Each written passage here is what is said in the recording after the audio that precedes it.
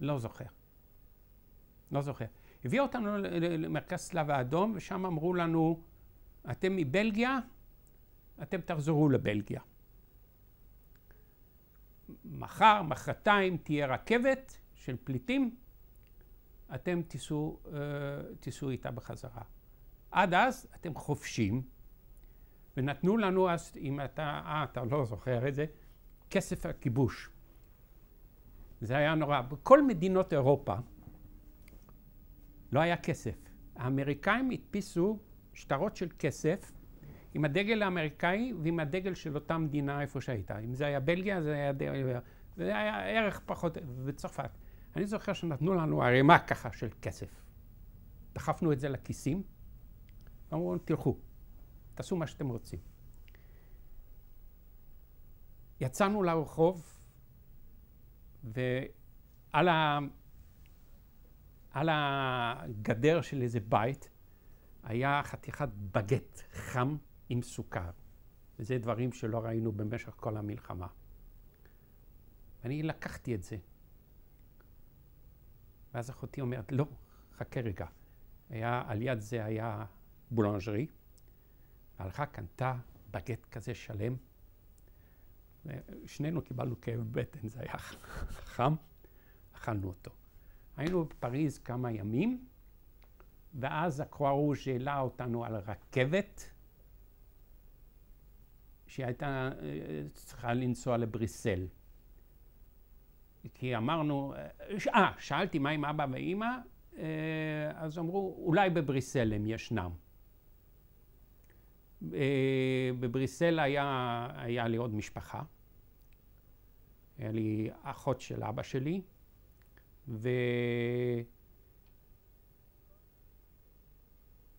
והבנות שלהם. אחד הייתה גרה בהולנד ואחד הייתה גרה בבריסל, שבעלה היה קצין גבוה בצבא הצרפתי, והיה גוי שהתייעד. העלו אותנו על הרכבת הזאת, היא הייתה מלאה עם פליטים. הגענו עד ליל. בליל לא היה יותר רכבת. אמרו, אי אפשר, לא יכולים. ואז, שוב פעם, דבר מצחיק, גייסו את האוטובוסים של בריסל, באו לפרונטייר, לגבול, ונסענו שיירה של מאות אוטובוסים לבריסל. זה, איך אומרים, מה שקרה אחרי זה,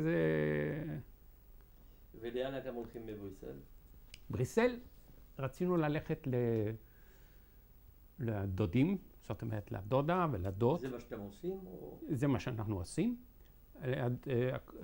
גר די סוד בריסל, משפחת שיזלסקי, רוי דאנגלטר, 22.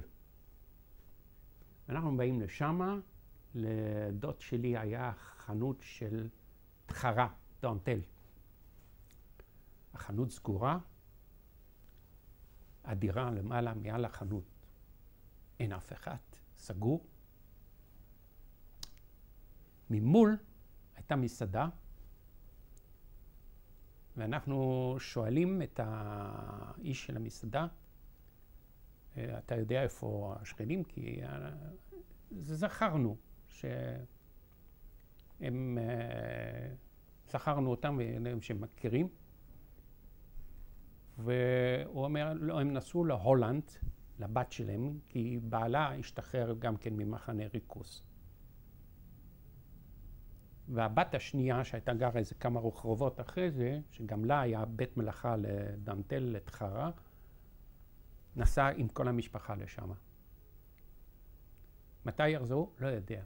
ישבנו ככה איזה יומיים כנראה ברחוב, אחותי ואני, ואז אחותי החליטה, אנחנו נוסעים לאנטוורפן. היה לנו שם, אולי נפגוש את ההורים שם. לה כבר היה מושג איכשהו דרך הקרוארוז' שההורים לא יחזרו, או שקשה לאתר אותם. היא לא אמרה לי. אנחנו, לא יודע, כסף היה, עלינו על הרכבת, ונסענו לאנטוורפן. באנטוורפן הייתה לנו סבתא מצד אמא, זאת אומרת האמא של אמא שלי, ואחותה של אמא שלי. סבתא הייתה כבר די מבוגרת, בת 80 ומשהו, הייתה חולה על המיטה. הגענו לסבתא, וכמובן אני בלי הורים, בלי שום דבר, הייתי ילד די שובב. פתאום נעשיתי די שובב, התחלתי להשתולל. סבתא לא יכלה להחזיק אותי, ואז הייתי שם אצלה איזה חודשיים, 3. אחותי הייתה אצל הדודה, זאת האחות של אמא שלי.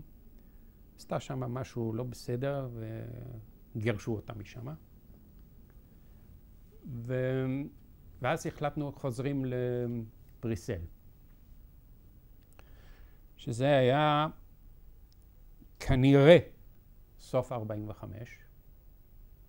סוף 40, חזרנו לבריסל, התקבלנו אצל הדודים. הם אמרו בסדר, אותי הם יכולים להחזיק, אותה לא. דוד שלי היה חולה סכרת, והיה חצי עיוור כבר. וכמובן הייתי בן 7, ילד די פוחז, די שובב.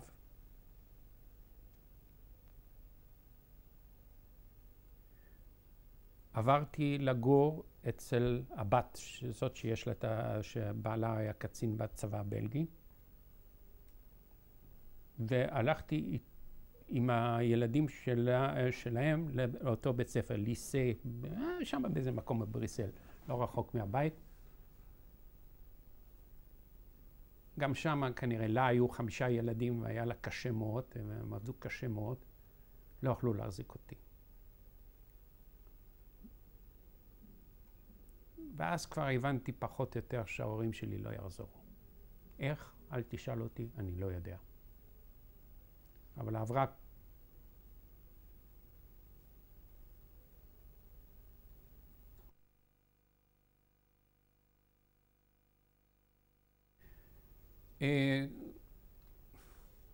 אמרנו שאני חוזר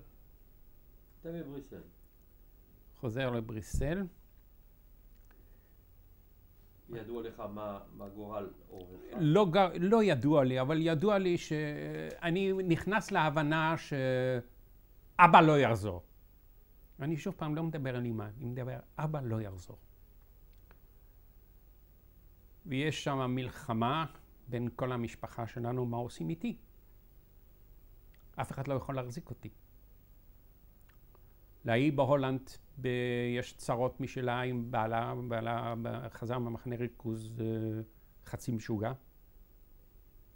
ההיא עם 5 ילדים עם בית ראש לדנטל בקושי חיים. הדוד עם סכרת, וילד משתולל, שובב, שצועק ומשתולל, בורח. אני מטייל לבד בבריסל, ילד בן 7. ורצים לחפש אותי. ואז עושים חיפוש איך, מה עושים איתי, ומגיעים למסקנה, פונים שוב פעם לצלב האדום. ואז הצלב האדום עושה דבר פשוט, אתה יהודי, תלך ליהודים. מוצאים באנטוורפן, בית יתומים, חפץ חיים של אגודת ישראל. ומביאים אותי לשם.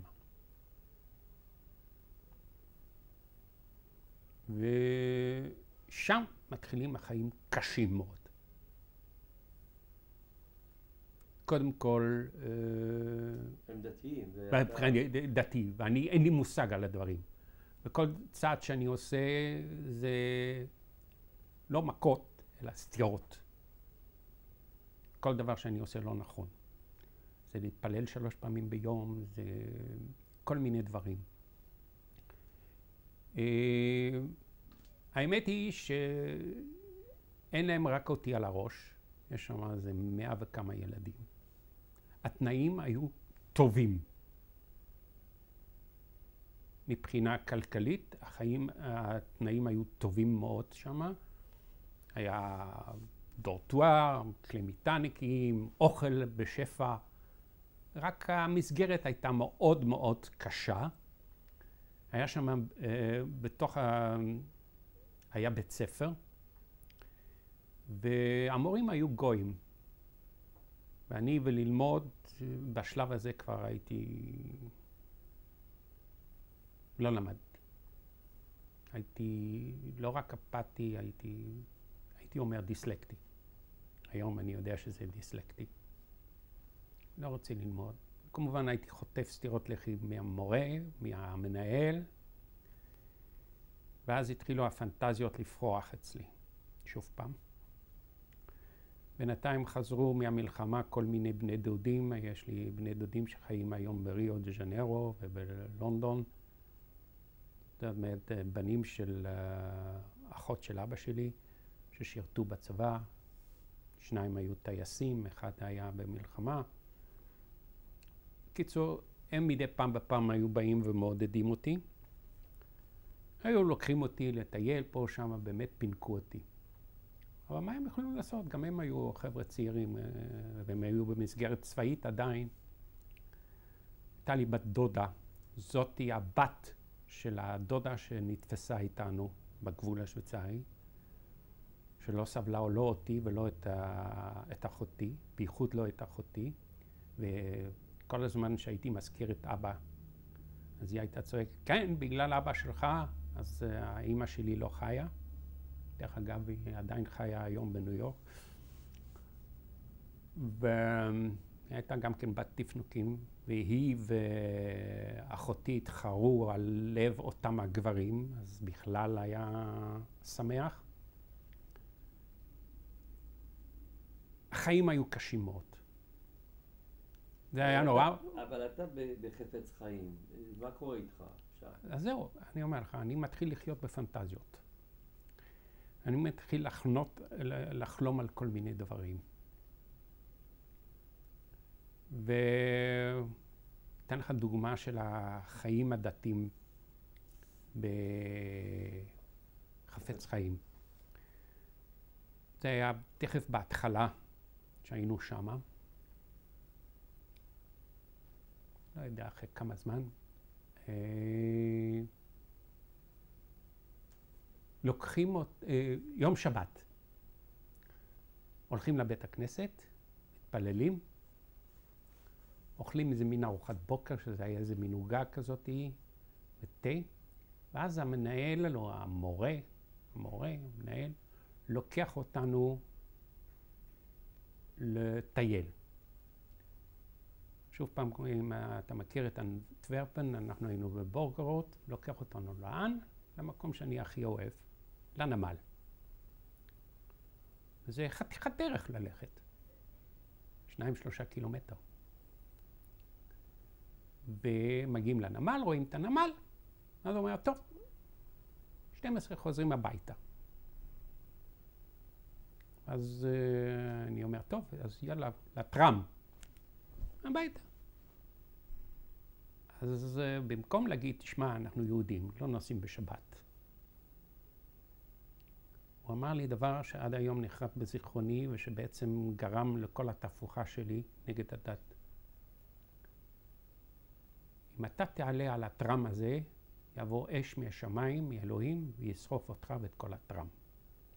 ואני ילד בן 7-8, ואני אומר לו, את זה אני רוצה לראות. עזבתי את כל החבר'ה, עליתי על הטרם ונסעתי הביתה. הגעתי לבית יתומים, המנהל קרא לי, חטפתי איזה 2 סטירות לחי טובות, אולי יותר. והנישה הייתה כמובן בלי אוכל. סגרו אותי באיזה חדר.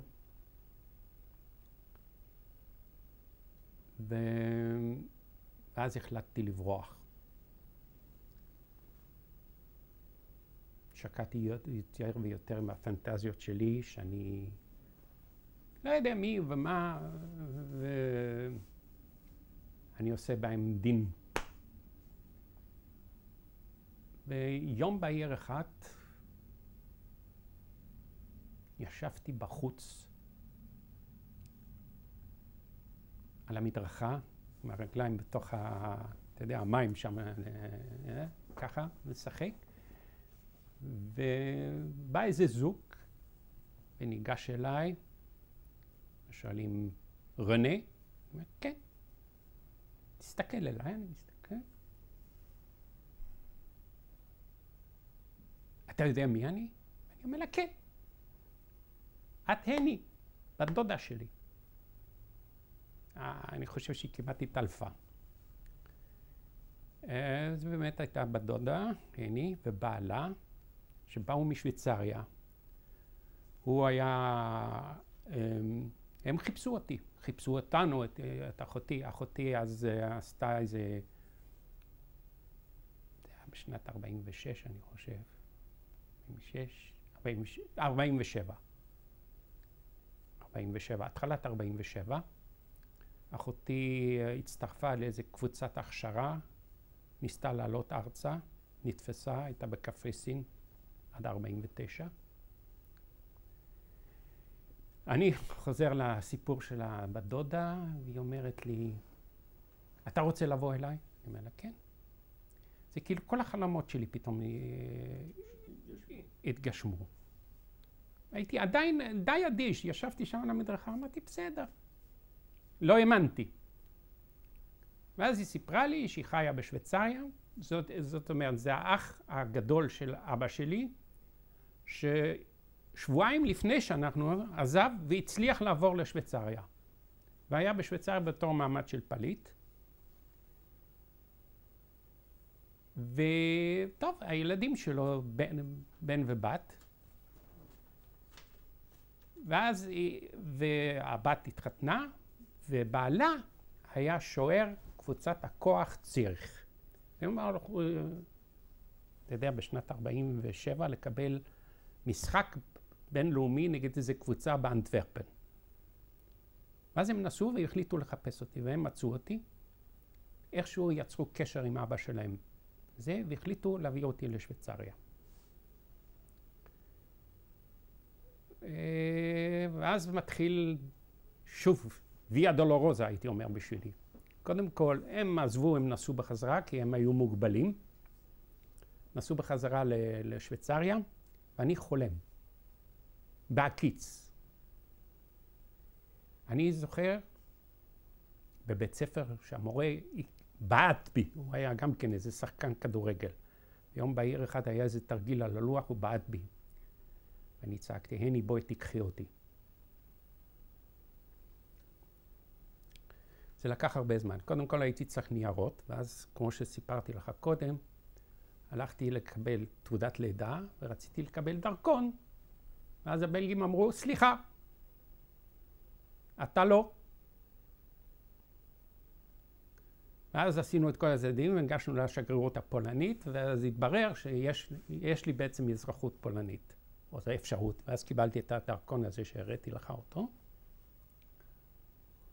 וזה לקח המון זמן.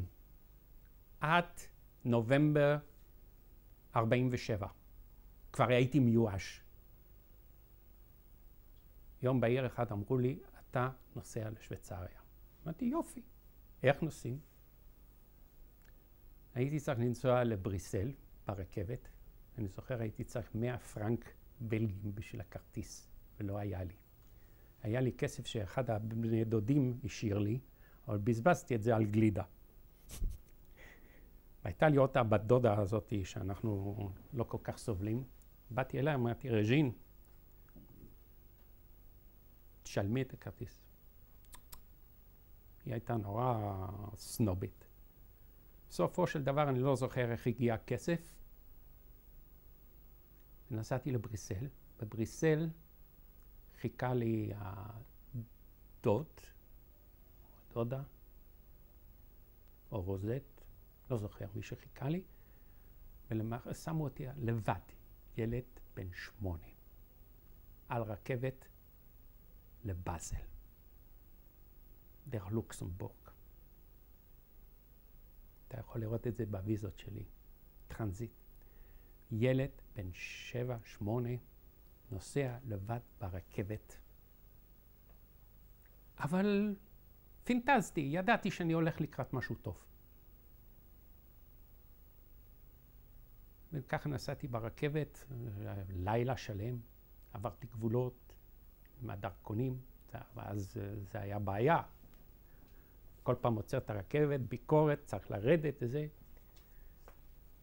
עכשיו, מי מחכה לי? מה? ובאזל, אתה מגיע עם הרכבת, היום כבר לא, אבל אז, אתה מגיע לבאזל, הרכבת עוצרת. באמצע המסילה יש גדר, כולם יורדים שמה. עוברים את הביקורת דרכונים, הולכים לתחנת רכבת, שזה 10-20 מטר בצד השני, ומשם ממשיכים הלאה.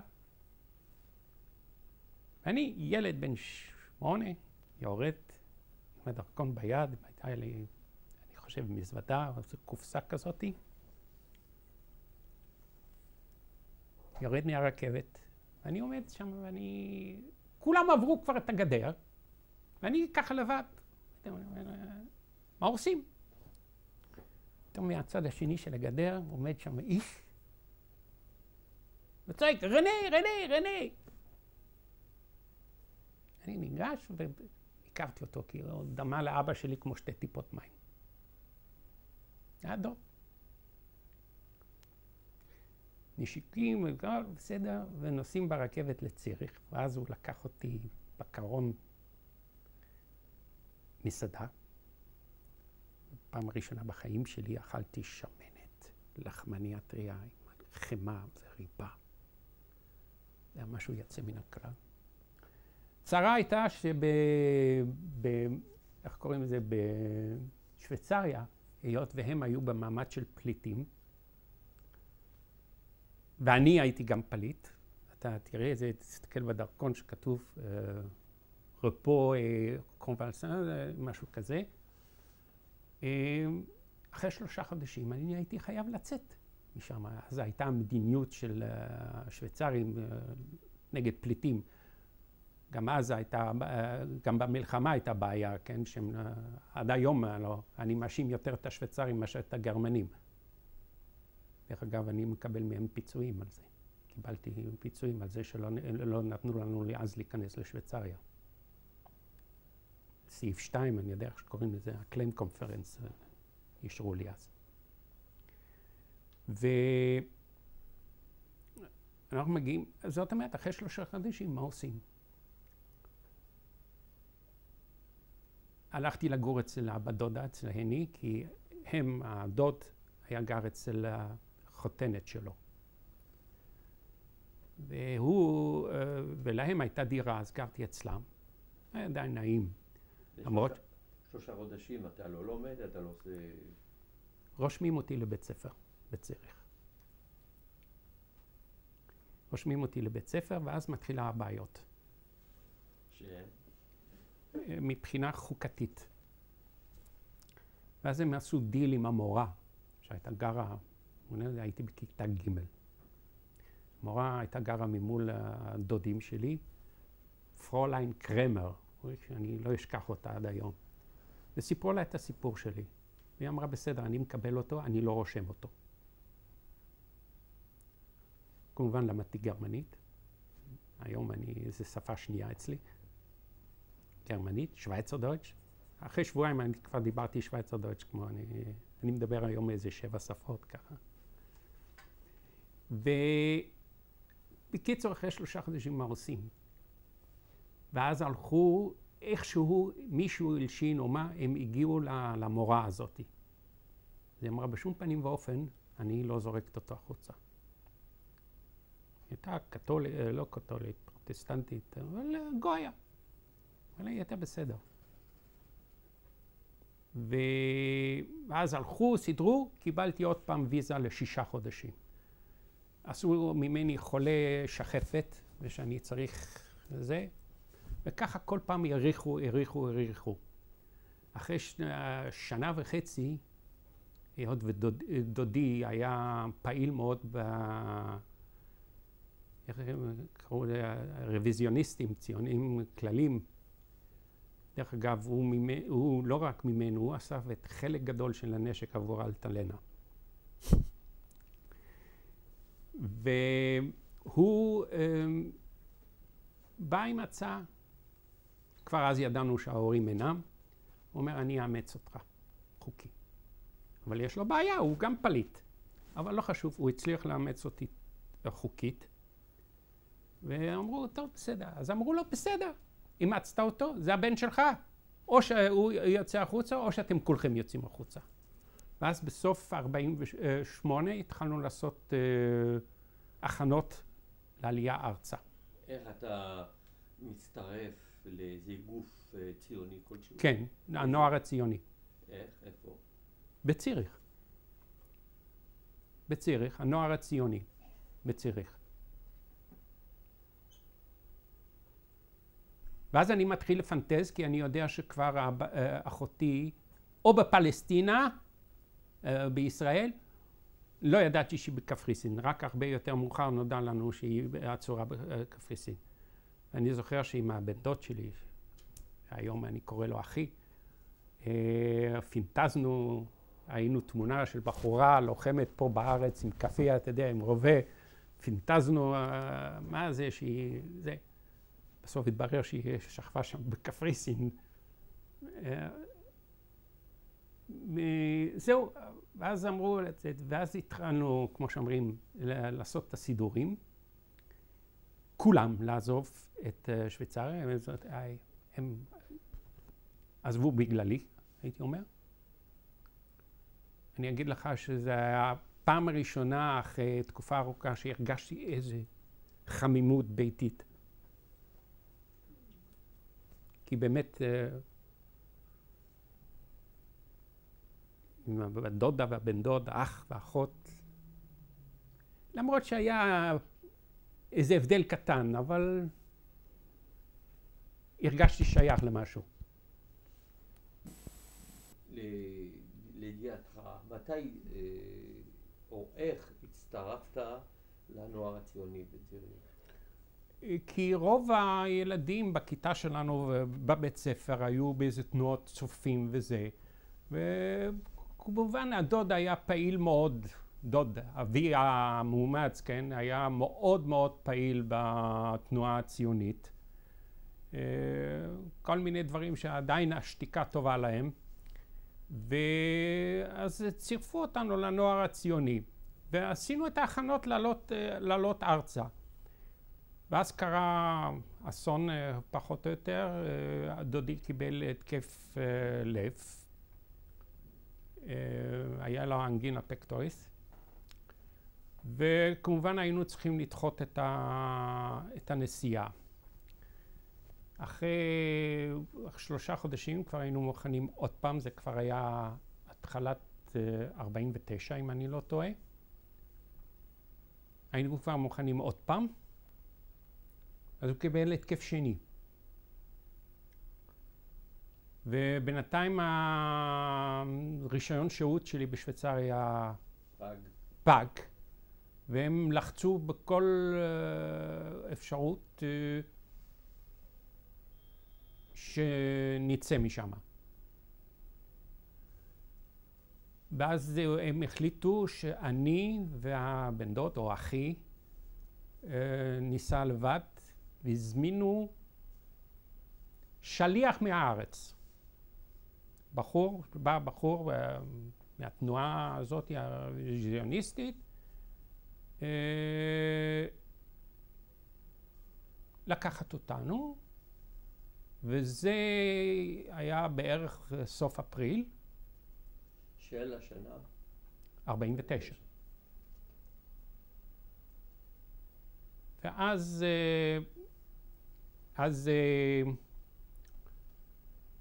מאיפה? מציריך. אבל לאן? מציריך לאן? אתם מפליגים? הוא לוקח אותנו ברכבת לפריז. שם אני זוכר שביקרנו במשרדי הסוכנות בפריז.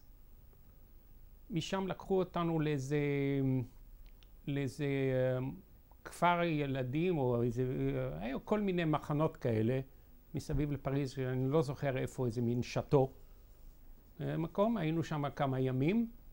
אחר כך לקחו אותנו ברכבת למרסיי. במרסיי היינו במקום שהיו שם המון נוער מכל מיני מקומות, במקום שנקרא וילה גבי. ואני לא זוכר כמה זמן היינו שם, צירפו אותנו לאיזו קבוצה של נוער הונגרי, ובסוף אפריל, התחלת מאי, הפלגנו ממרסיי באונייה עצמאות. הגענו ארצה בדיוק ביום העצמאות, בשישי למאי. חיפה, עם האונייה עצמאות.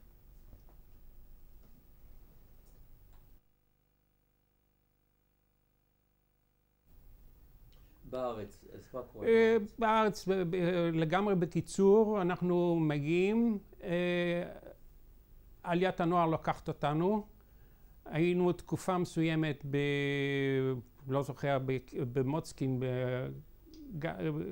איך זה נקרא, קריית שמואל או משהו כזה, היה שם בית עולים. מהבית עולים שם העבירו אותנו למחנה עליית הנוער בקרקור. בקרקור נפרדתי מאחי, הוא הלך לבית ספר חקלאי בנהלל. אני נשארתי בקרקור עוד איזה כמה חודשים, ואז עליית הנוער העביר אותי לעין כרם, אצל רחל ינאית בן צבי. בן צבי היה דרך אגב המורה שלי להיסטוריה. ממנו שאהבתי את אהבת ארץ ישראל ואת המקצוע שלי מורה דרך. הייתי שם בעין כרם עד 51. 51 אני עובר לקיבוץ, עליית הנוער מפרקת את המסגרת הזאת שם, ואני עובר לקיבוץ גבעת השלושה. גבעת השלושה אני נשאר עד שנת 54. 54 עקב כל מיני,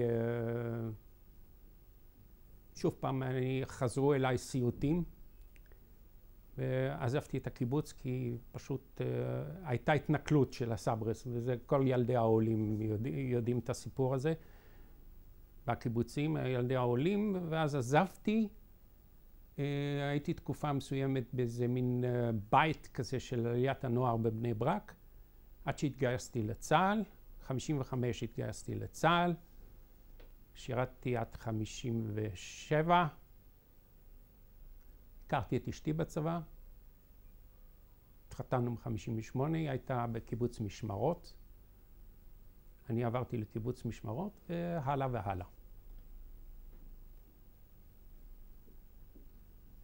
ומה המקצוע שלך? המקצוע שלי המוגדר הוא מורה דרך לתיירים. גייד בלעז. ובזה הייתי, בהתחלה עבדתי במלונאות. עד שנת 68 עבדתי במלונאות. אני בוגר בית ספר למלונאות של תדמור, של משרד התיירות. כן. ואחר כך הלכתי לקורס מורה דרך. אחרי מלחמת ששת הימים, כי במלון שעבדתי, שזה היה גלי כנרת בטבריה, היה סגור, רנוביישן ועוד כל מיני שטויות כאלה. הייתי צריך לעבוד, לפרנס, הייתה לי כבר אישה ושני ילדים, שתי בנות. ואז עברתי קורס מורה דרך, שוב פעם בתדמור, שעסקתי משנת 67 עד לפני שנתיים. לפני שנתיים, איך אומרים, יצאתי לגמלאות. זה פחות או יותר סוף יצא לך לחזור לבית איפה שנולדת? בהחלט, בהחלט. בשנת 94 עשינו שנינו, אשתי ואני, מסע שורשים פחות או יותר. נחתנו בבריסל, ביקרנו שם את הבת דודה, שהיא הייתה עדיין בחיים, היא הייתה אחר כך אצלנו כמה פעמים, זה לא משנה. בריסל, והיינו באנטוורפן, חיפשתי את הבית, מצאתי אותו. אם תהיה מעוניין, אני יכול להראות לך תמונות אחר כך. נסעתי לכפר, איפה שהייתה השותפה של אבא שלי. מתגעגע לבית? לא, היינו בבית, הייתה שם, רצינו להיכנס, אבל ראיתי בחלון משפחה פקיסטנית, אז זה עבר לי החשק להיכנס ולשאול איך הם הגיעו לשם. ונסעתי לכפר, ראינו את האישה הזאת, דיברנו איתה, היא הייתה כבר בת 90 ומשהו, הייתה כבר קצת סנילית, היא כבר לא זכרה בדיוק, אבל את אבא שלי זכרה טוב. וזהו, משם נסענו, איך אומרים, המשכנו להולנד. הולנד, היינו בגרמניה, היינו במינכן, ואז אשתי הציעה, בוא ניסע לדכאו, ומשום מה אמרתי לא. אמרתי לא כי, לא יודע, זה לא... יש לי, לגבי דכאו יש לי חור. והיות ואני גם לא בטוח שהייתי שם. למרות שאחותי טוענת שכן. גם בדרישות שלנו לפיצויים לזה לא אמרתי את זה. כי אני מאוד סקפטי לגבי כל הסיפור הזה. לי יש זיכרונות ולה יש זיכרונות. זה לא, היום זה כבר לא מתיישב ביחד. העיקר, מינכן פגשנו איזה דוד של אשתי, ואז התחיל המסע שלה. נסענו לפראג, אשתי מסווגת. זה נגיע לא, אני רוצה להיכנס פה. ואז הצעתי לה שניסע לטרזנשטט, והיא לא רצתה. את זה עשינו לפני שנה. כל מה שעבר עליך, איך זה משפיע בחיי יום-יום שלך, היום? אמרתי לך את זה בהתחלה. אני מאוד סגור. מאוד סגור. יש לי, לא יודע אם זה מהעבר שלי, יש לי קשיי שינה. אני לא ישן, לא יודע, אני מתעורר הרבה.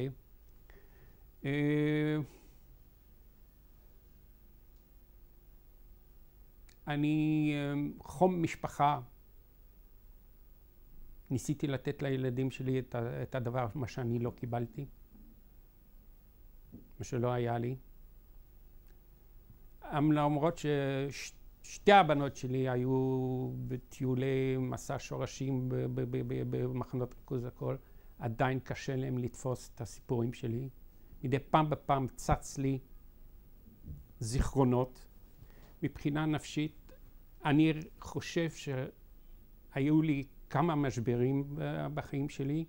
אחד היה בקיבוץ, כמובן בבלגיה אחרי שחזרתי, אבל אז עוד לא הבנתי את מלוא גודל האסון.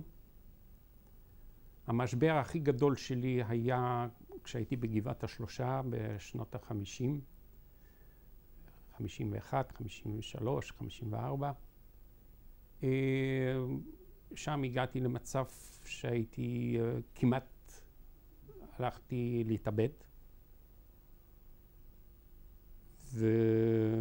ונאלצתי, שלחו אותי דרך עליית הנוער הקיבוץ טיפול פסיכולוג או פסיכיאטרי, תקראו לזה איך שאתם רוצים. מי שהיה יותר מאוחר שר הסעד של מדינת ישראל, פרופסור ישראל כץ, שהיה גם אחר כך מנהל המוסד לנוער בקריית ענבים. ויום בהיר אחד הוא אמר לי דבר אחד פשוט.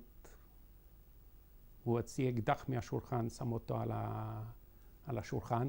הוא אמר, אני יוצא מפה. יש לך שתי אפשרויות. או שאתה תוקע לעצמך כדור בראש ולי יהיה בעיות ולך כבר אין. או שאתה יוצא מפה ושם פס ומתחיל מההתחלה. ואני חושב שהדבר שפחות או יותר ריפא אותי, היו שני הטיולים, הטיול שעשינו ב-94, שפחות או יותר חזרתי על אותם המקומות, ופריז לפני 3 שנים, שהגעתי עד לשערי דרנסי, שם הרבה לא נשאר, נשאר שם איזה בניין משהו, והלכתי לראות את הבתים, ואיך אומרים, כל הזיכרונות עלו פחות או יותר חזרה, אבל אני חושב שנרפאתי. מר גודלביץ', אני באמת מודה לך על עדותך, ועכשיו אנחנו נצלם את התמונות שהבאת. תודה. שוב תודה רבה לך. תודה לכם.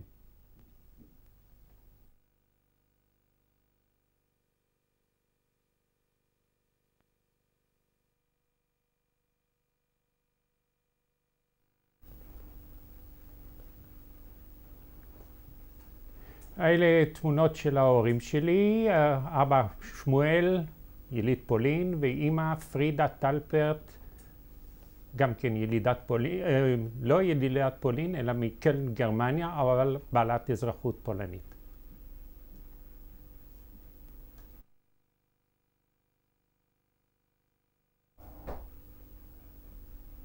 זה הבית שלנו באנטוורפן, או מה שנשאר ממנו, אודקופנסטראט 52. זה הבית שגרנו בו לפני המלחמה. זו תמונה משנת 94.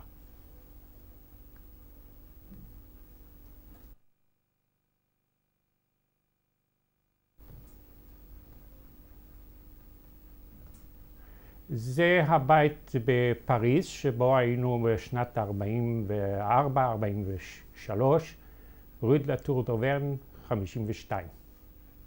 והחלון בעצם בקומה, בדיוק מעל השער, זה בעצם החלון של החדר שלי.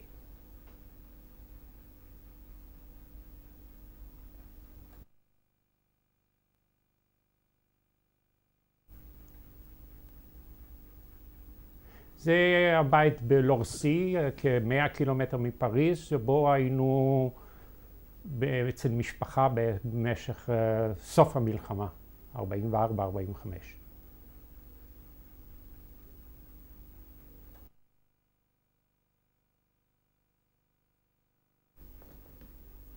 זה התמונת דרכון שלי, הדרכון הפולני שקיבלתי כשנסעתי מבלגיה לשוויצריה. בעצם, וזו התמונה שלי אז בזמנו, פחות או יותר. מר גודלביץ', תודה רבה לך. אני